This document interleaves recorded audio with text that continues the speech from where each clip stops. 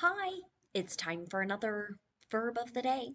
Today's verb is resent. Let's take a look at the definition or the way that we use this verb.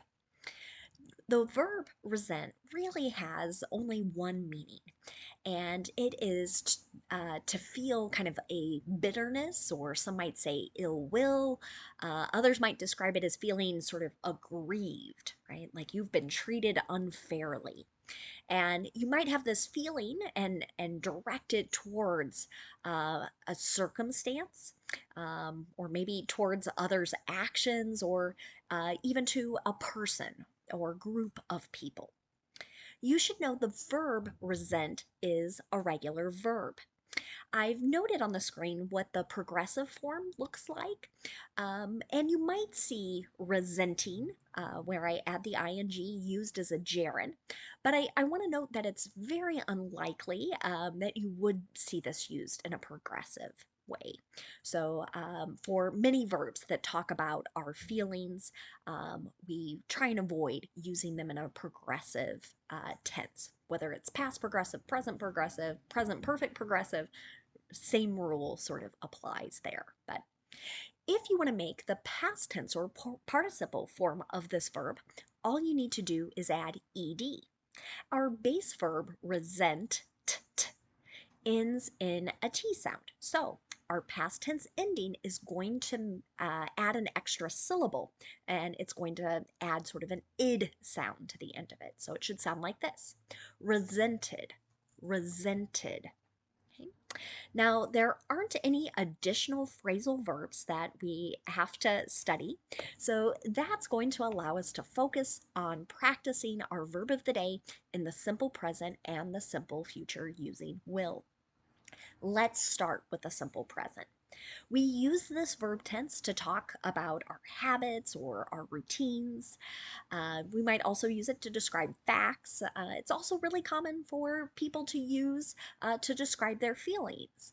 And this verb, resent, is very much a feeling. It's something we can't see, you can only feel it.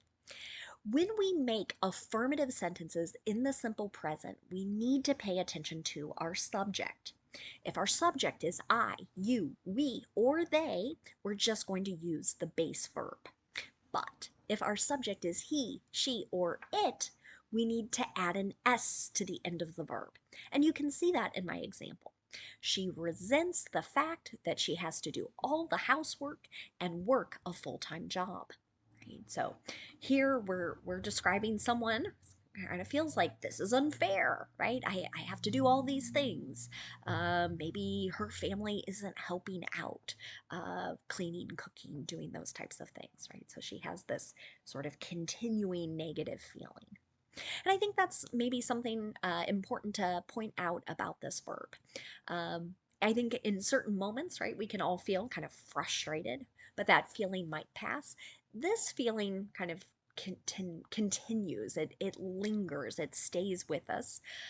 Sometimes people might have this experience, I should say, they experience resenting someone or something for weeks, months, or even years. Now, let's take a look at making a sentence in the simple present, but making it negative. To do this, again, we need to pay attention to our subject. If our subject is I, you, we, or they, our structure is going to be do not, and then the base verb.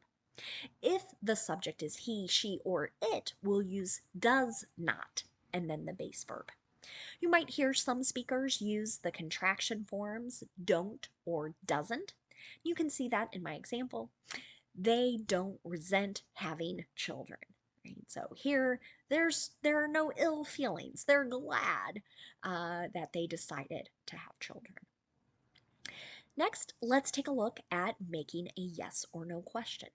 In the simple present, we are going to start with either do or does. Whichever form matches our subject, the subject comes next, and then we use the base verb. I always like to point out to students, notice in our negative and our yes or no question, we're not adding an S to the end of the verb. We're only doing that in the affirmative or in positive sentences. Let's take a look at an example yes or no question. Okay. Does he resent having to repeat the course?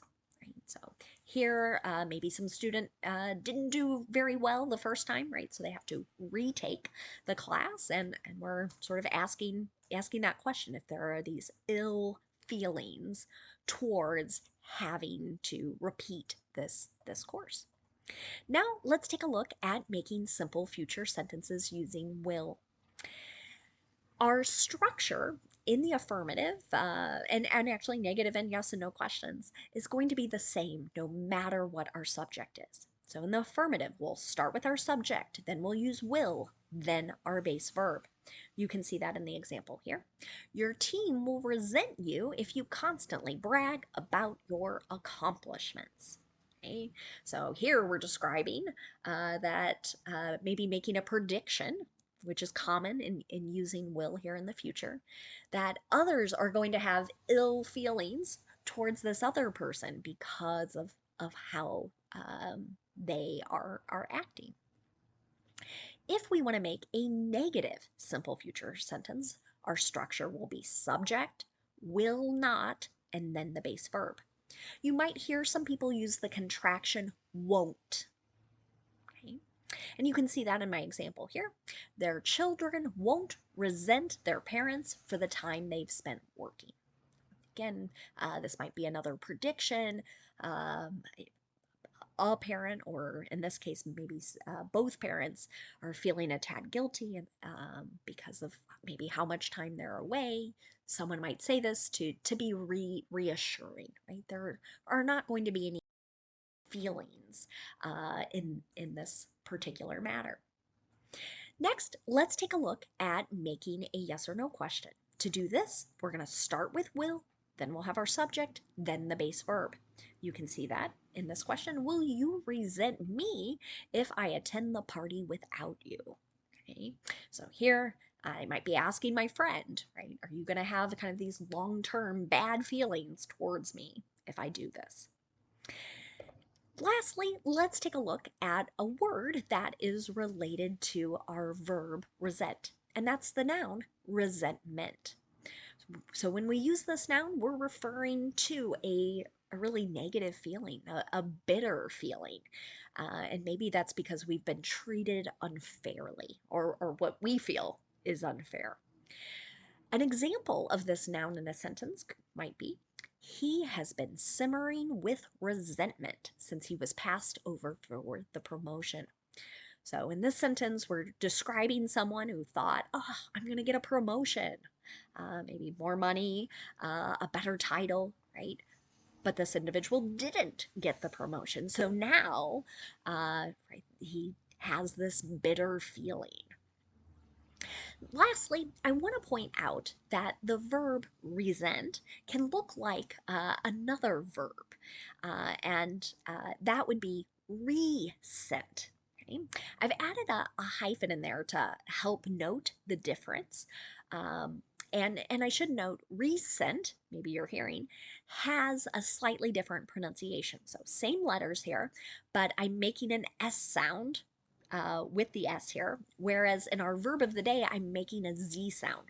So verb of the day, resent, z, hopefully you can hear that. And then my secondary verb here that I hope you won't get confused is resent. Okay, and that prefix re means to do again. So this really means to send something again. And resent is going to be the past tense form. So an example of that in a sentence might be, I resent you the email just a few minutes ago. Right? So someone can't find a particular message, so I sent it again. Thanks so much for watching today's video. I hope you have a great day.